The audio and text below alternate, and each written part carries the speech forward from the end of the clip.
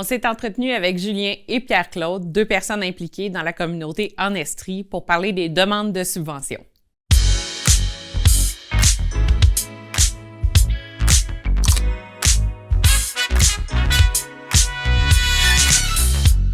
Dans cet extrait, il nous parle de l'importance du réseautage pour développer ton organisme.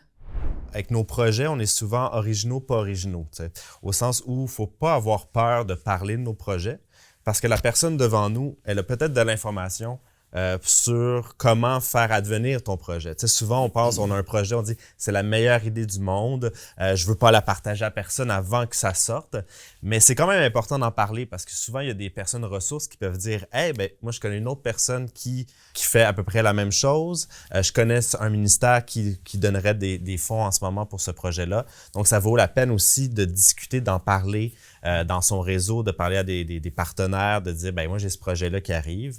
Plus il y a de monde qui connaît ce que tu fais, plus il y a de monde qui connaît le projet ou les projets sur lesquels tu veux plancher, bien plus il y a de chances que quelqu'un t'appelle et dise « je viens de voir passer une subvention ». On est mieux de leur savoir de trouver ça fatigant de recevoir 3 fois la même information par des médias différents que de la manquer ou de la découvrir puis il te reste 3 jours pour faire ta rédaction, là. Ma suggestion, c'est vraiment de s'abonner à toutes les infolettres sur LinkedIn, sur Facebook. Peu importe où est-ce que vous pouvez être, là, il faut être capable de voir passer les subventions parce que c'est bien beau qu'il y ait bien des subventions puis il faut les voir passer. Encore faut-il les voir passer. Moi, je préconise beaucoup plus LinkedIn dans cet aspect-là. Puis je pense que le grand monde puis les ministères préconisent aussi plus ce médium-là pour communiquer leurs choses autrement que par les infolettes, là.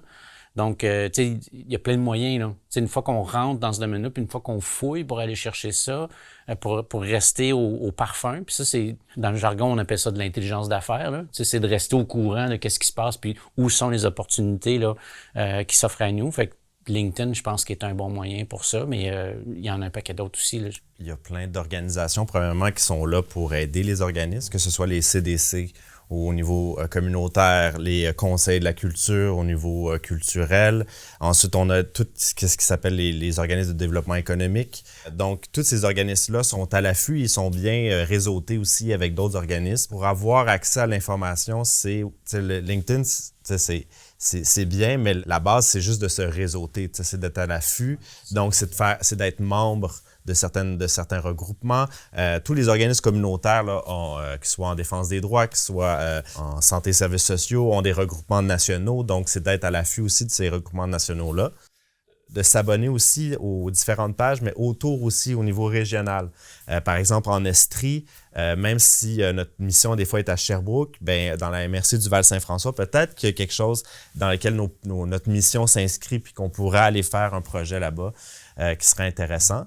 Puis, il y a aussi là, tout ce qui s'appelle les fondations privées aussi qu'il ne faut pas négliger, qui des fois sont plus flexibles et les demandes de subventions sont des fois moins difficiles à faire. Donc, je pense que s'abonner aux pages des grandes fondations là, pour voir les nouveautés.